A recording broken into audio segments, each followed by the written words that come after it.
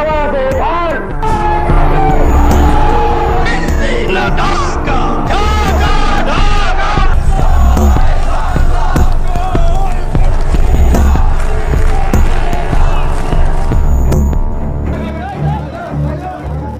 স্বাধীনতার পর এ যাবৎ অনুষ্ঠিত বাংলাদেশের মোট 12টি জাতীয় সংসদ নির্বাচনের প্রায় প্রতিটিতেই কোনো না কোনো বিতর্ক ছিল।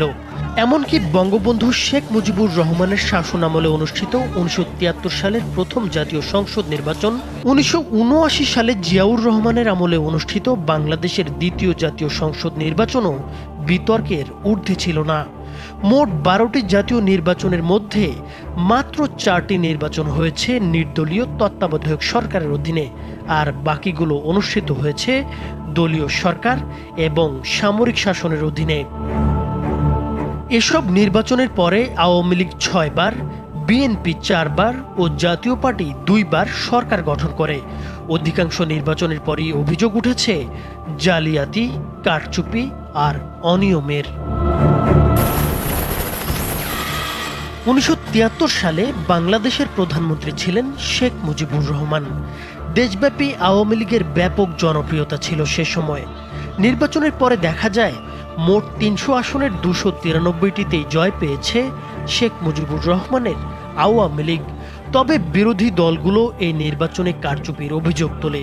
বিরোধীদের মধ্যে জাতীয় লীগ ও জাতীয় সমাজতান্ত্রিক দল জাসদের 1 জন করে এবং স্বতন্ত্র 5 জন প্রার্থী বিজয়ী হয়েছিলেন। শেখ মুজিবুর রহমানের নেতৃত্বাধীন আওয়ামী লীগ সরকারের এই সংসদের মেয়াদ ছিল 2 বছর 6 মাস। বাংলাদেশের প্রত্যেকটি পত্রিকাকে আজকে 2-1টি পত্রিকা ছাড়া সবগুলি সরকারি নিয়ন্ত্রণে আজকে নেওয়া হয়েছে। জিয়াউর রহমানের নেতৃত্বাধীন বিএনপি ক্ষমতায় আসে 1979 সালে অনুষ্ঠিত বাংলাদেশের দ্বিতীয় জাতীয় সংসদ নির্বাচনের মধ্য দিয়ে। এই নির্বাচনেও ব্যাপক কারচুপির অভিযোগ তোলে আওয়ামী লীগ সহ বিরোধী রাজনৈতিক দলগুলো। মোট 29টি রাজনৈতিক দল এই নির্বাচনে অংশ নেয়। এই সংসদের মেয়াদ ছিল 3 বছর। আপনারা আমার জন্য দোয়া করবেন, আমি আপনাদের কথা দিচ্ছি। 1986 সালে অনুষ্ঠিত হয় তৃতীয় জাতীয় সংসদ নির্বাচন। নির্বাচনে জাতীয় পার্টি 153টি আসন পেয়ে জয়লাভ করে।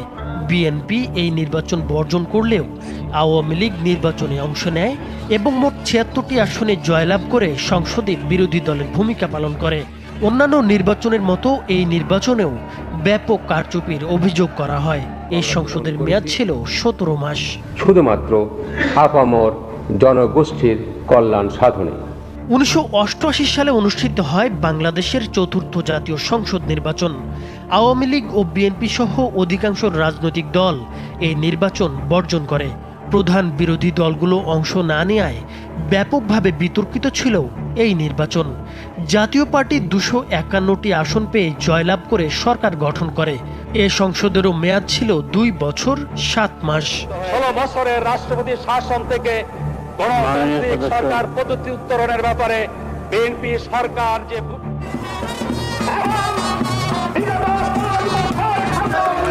বাংলাদেশের ইতিহাসে প্রথমবারের মতো নিরপেক্ষ সরকারের অধীনে অনুষ্ঠিত হয় 1991 সালের 5ম জাতীয় সংসদ নির্বাচন। নির্বাচনে 2টি প্রধান রাজনৈতিক দল আওয়ামী লীগ ও বিএনপি সহ 75টি রাজনৈতিক দল অংশ নেয়। এই নির্বাচনে 140টি আসন পেয়ে জয়লাভ করে বিএনপি। আওয়ামী লীগ পায় 88টি।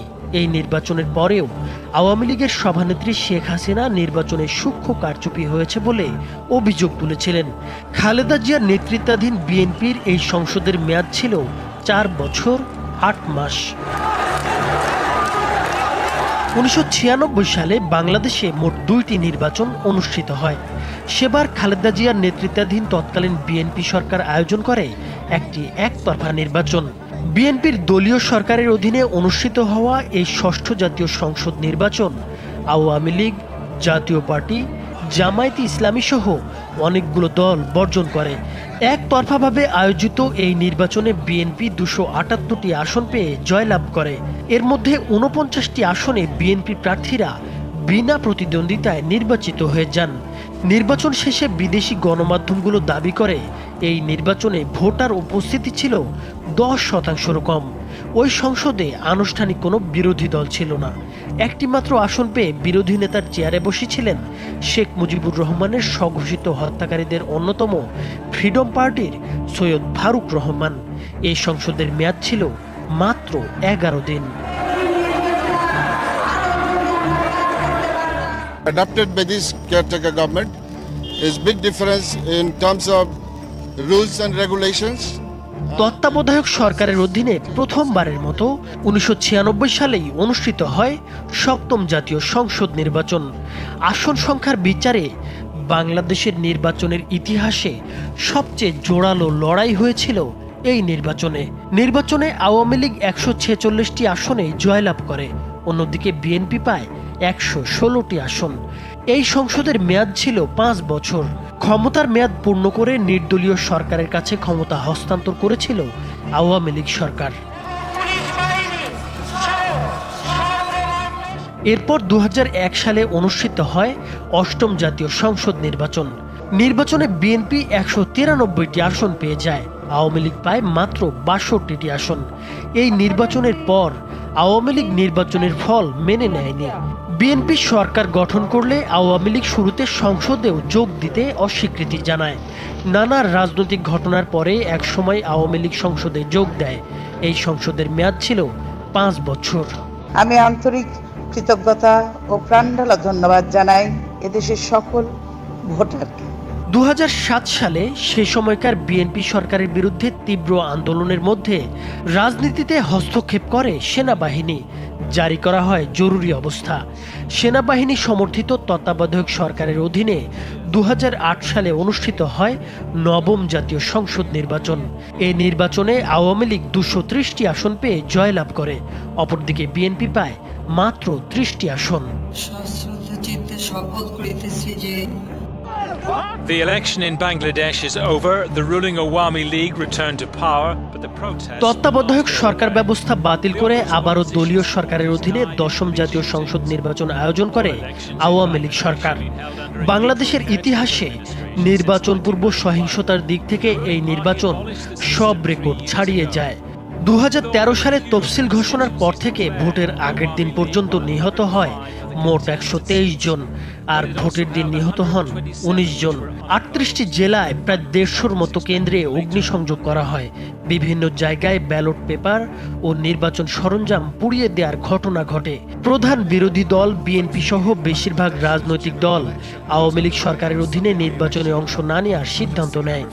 রাজনৈতিক দলগুলো নির্বাচন বর্জন সত্ত্বেও ক্ষমতাসীন আওয়ামী লীগ ও এর জোটভুক্ত দলগুলো সহ মাত্র 12টি দল অংশ নেয় নির্বাচনে। এর নির্বাচনে ক্ষমতাসীন জোট ও তাদের শরিক দলের প্রার্থীরা ভোটের আগেই 300 আসনের মধ্যে অর্ধেকের বেশি অর্থাৎ 153টি আসনে বিনা প্রতিদ্বন্দ্বিতায় নির্বাচিত হয়ে যান। ভোট হয় মাত্র 147টি আসনে। নির্বাচন শেষে আওয়ামী লীগ একাই পায় 234টি আসন, জাতীয় পার্টি পায় 34টি। রাশেদ খান মেনন ও হাসানুল হক ইনুর দলসহ অন্যান্য দল পায় বাকি 16টি আসন। বিরোধী দলসহ অন্যান্যরা এই নির্বাচনকে একতরফা নির্বাচন হিসেবে আখ্যা দেয়। একসাথে দুজন ভোট দিচ্ছেন? কই না তো। আপনি তো একবার ভোট দিয়েছেন না? ওখানে দেখলাম ভোট দিচ্ছেন। জি না। এরপর 2018 সালের একাদশ জাতীয় সংসদ নির্বাচনও ছিল বাংলাদেশের ইতিহাসের আরও একটি সাজানো একতরফা নির্বাচন। বিএনপি সহ বিরোধী দলগুলো নির্বাচনে অংশ নেওয়া নিয়ে সন্দেহ সংশয় ছিল। তবুও বিএনপির সঙ্গে আরও কিছু দল যুক্ত হয়ে জাতীয় ঐক্যফ্রন্ট নামে একটি রাজনৈতিক জোট গঠন করে। প্রধানমন্ত্রী শেখ হাসিনা জাতীয় ঐক্যফ্রন্ট সহ আরও কিছু দল ও জোটের সঙ্গে সংলাপ করেন এবং সুষ্ঠু নির্বাচনের প্রতিশ্রুতি দেন। এরকম প্রেক্ষাপটে নানা প্রতিকূলতা সত্ত্বেও বিরোধী দলগুলো নির্বাচনে অংশ নেয়ার সিদ্ধান্ত নেয়। এ নির্বাচনে মোট 39টি দল অংশ নেয়। প্রার্থী ছিলেন 1865 জন। নির্বাচনে আওয়ামী লীগ একাই 258টি আসন পায় বলে নির্বাচন কমিশন ঘোষণা করে। জাতীয় পার্টি পায় 22টি আসন, অপরদিকে জাতীয় ঐক্যফ্রন্টভুক্ত বিএনপি পায় মাত্র 6টি আসন। এ নির্বাচন নিয়ে ট্রান্সপারেন্সি ইন্টারন্যাশনাল বাংলাদেশের এক গবেষণায় বলা হয় 50টি আসনের মধ্যে 47টিতেই কোনো না কোনো অনিয়ম হয়েছে। বিবিসি সহ বেশ কিছু গণমাধ্যমের ক্যামেরায় ধরা পড়ে আগের রাতে ভরে রাখা ব্যালট পেপার ভর্তি ব্যালট বাক্স। জনগণের কাছে এই নির্বাচন রাতের নির্বাচন হিসেবে পরিচিতি পায়। 2024 সালে আওয়ামী লীগ আবারও আয়োজন করে দ্বাদশ জাতীয় সংসদ নির্বাচন। আওয়ামী লীগ সরকারের একতরফা নির্বাচনের প্রস্তুতি দেখে তা বয়কট করে বিএনপি, জামায়াত সহ বেশিরভাগ রাজনৈতিক দল। প্রতিপক্ষবিহীন নির্বাচনকে জমজমাট করতে অভিনব কৌশল নেয় শেখ হাসিনার নেতৃত্বাধীন আওয়ামী লীগ সরকার। নির্বাচনের সমমনা জাতীয় পার্টি জাসদ সহ 14 দল থেকে সমঝোতার মাধ্যমে আলাদা প্রার্থী মাঠে নামানো হয়। একই সঙ্গে নৌকা প্রতীকে নিজ দলের প্রার্থীদের বিরুদ্ধে আওয়ামী লীগ ও সহযোগী সংগঠনের নেতাকর্মীদের প্রার্থী হিসেবে দাঁড় করায় দলটি। নিজেদের প্রতিপক্ষ নিজেরাই নির্বাচনে নজিরবিহীন এবং অভিনব এসব প্রার্থীদের নাম শেখ হাসিনা নিজেই রাখেন ডামি প্রার্থী। এই নির্বাচনে 298টি আসনের মধ্যে 223টিতেই জয়লাভ করে আওয়ামী লীগ, আর স্বতন্ত্র প্রার্থীরা জয় পান 61টি আসনে। জাতীয় সংসদে প্রধান বিরোধী দল জাতীয় পার্টি পায় মাত্র 11টি আসন। এই নির্বাচনকে দেশ ও আন্তর্জাতিক মহল ডামের নির্বাচন হিসেবে আখ্যা দেয়। 5 আগস্ট আওয়ামী লীগ সরকারের পতনের পর রাষ্ট্র সংস্কারের দাবি ক্রমশ জোরালো হয়ে ওঠে। সেই প্রেক্ষাপটে 2 ধাপে মোট 11টি সংস্কার কমিশন গঠন করে দেশের বিশিষ্ট নাগরিকদের দায়িত্ব দেয় অন্তর্বর্তী সরকার। 3 মাস ধরে সাধারণ নাগরিক, রাজনৈতিক দল ও অন্যান্য অংশীজনদের কাছ থেকে মতামত সংগ্রহ করে ইতিমধ্যে কয়েকটি কমিশন তাদের রিপোর্ট জমা দিয়েছে। এর মধ্যে নির্বাচন ব্যবস্থা ও সংবিধান সংস্কার কমিশন যে রিপোর্ট জমা দিয়েছে তা যদি বাস্তবায়িত হয় তবে বড় ধরনের পরিবর্তন আসবে বাংলাদেশের শাসন ব্যবস্থায়। অবাধ, নিরপেক্ষ ও সুষ্ঠু নির্বাচন অনুষ্ঠানে একটি কার্যকর ব্যবস্থা গড়ে তোলার লক্ষ্যে 150 সুপারিশ রেখেছেন বদিউল আলম মজুমদারের নেতৃত্বাধীন নির্বাচন ব্যবস্থা সংস্কার কমিশন। প্রতিবেদনে রাজনৈতিক দলের লেজুর ভিত্তিক সংগঠন নিষিদ্ধ করার প্রস্তাব করা হয়েছে। দ্বিকক্ষ বিশিষ্ট সংসদ চালু, স্থানীয় সরকার নির্বাচনে দলীয় প্রতীক না রাখা, জাতীয় সংসদ সহ সব নির্বাচনে রিটার্নিং কর্মকর্তা হিসেবে জেলা প্রশাসকদের বদলে নির্বাচন কমিশনের নিজস্ব কর্মকর্তাদের যুক্ত করার প্রস্তাব রাখা হয়েছে। ইভিএম ব্যবহার বাতিল এবং 40% ভোট না পড়লে পুনর্নির্বাচনের বিধান প্রস্তাব করা হয়েছে। না ভোট ব্যবস্থা চালু এবং বিনা প্রতিদ্বন্দ্বিতায় নির্বাচন বন্ধের কথাও বলা হয়েছে প্রতিবেদনে। এছাড়া নতুন দলের নিবন্ধনের শর্ত শিথিল এবং সদস্য তালিকা ওয়েবসাইটে প্রকাশের কথা বলা হয়েছে এই প্রতিবেদনে। গুরুতর অপরাধে অভিযুক্ত ও সাজাপ্রাপ্তদের রাজনৈতিক দলের সদস্য হওয়ার অযোগ্য ঘোষণা করার প্রস্তাবও রয়েছে এতে। রাজনৈতিক দলের অভ্যন্তরীণ গণতন্ত্র নিশ্চিত করতে গোপন ভোটে কমিটি গঠনের প্রস্তাব করা হয়েছে। দলীয় তহবিল ব্যবস্থাপনায় স্বচ্ছতা নিশ্চিত করতে আয় ব্যয়ের হিসাব বাধ্যতামূলকভাবে নিরীক্ষার কথা বলা হয়েছে। প্রার্থীর মনোনয়নপত্রের সঙ্গে 5 বছরের আয়কর রিটার্ন জমা এবং মিথ্যা তথ্য প্রদানে প্রার্থিতা বাতিলের বিধান সুপারিশ করা হয়েছে। নির্বাচনী ব্যয় সীমিত করতে ব্যাংকিং বা আর্থিক প্রযুক্তি ব্যবহারের বাধ্যবাধকতা আরোপের প্রস্তাব করা হয়েছে। নিরপেক্ষ পর্যবেক্ষণের জন্য নতুন বিধান চালুর প্রস্তাবও করা হয়েছে এই প্রতিবেদনে। সাংবাদিকদের ভোট কেন্দ্রে প্রবেশ ও অনিয়মের চিত্র ধারণের সুযোগ তৈরি করার কথাও প্রতিবেদনে উল্লেখ রয়েছে। এই সুপারিশগুলো বাস্তবায়িত হলে গণতন্ত্র ও স্বচ্ছতা নিশ্চিত করা সম্ভব হবে বলে কমিশন আশা প্রকাশ করেছে। কমিশনের প্রধান বদিউল আলম মজুমদার বলেন, এই সংস্কার কার্যক্রম দেশের নির্বাচন ব্যবস্থা পুনর্গঠনে অত্যন্ত গুরুত্বপূর্ণ। আপনারা বসছেন, আমরা সংসদ ভবনে বসি, এই ইমারতে যেন আর যেন কুৎসিত লোক আসতে না পারে। তবে সংস্কার কমিশনের সুপারিশ বাস্তবায়ন হবে কিনা তা নিয়ে আলোচনা চলছে। অনেকে মনে করছেন সুপারিশগুলো সব রাজনৈতিক দলের কাছে গ্রহণযোগ্য না হলে বা তাদের মধ্যে ঐক্যমত না থাকলে গুরুত্বপূর্ণ প্রস্তাবগুলো বাস্তবায়ন নাও হতে পারে। বিএনপির জাতীয় স্থায়ী কমিটির একজন সদস্য বলেছেন, সংস্কার কিভাবে হবে বা কতটুকু হবে তা সিদ্ধান্ত নেবে সংসদ এবং নির্বাচিত প্রতিনিধিরা।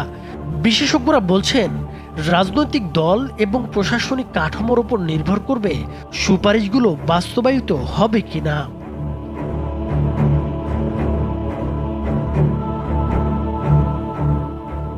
নাইমুর হোসেন, মাছরাঙ্গা টেলিভিশন।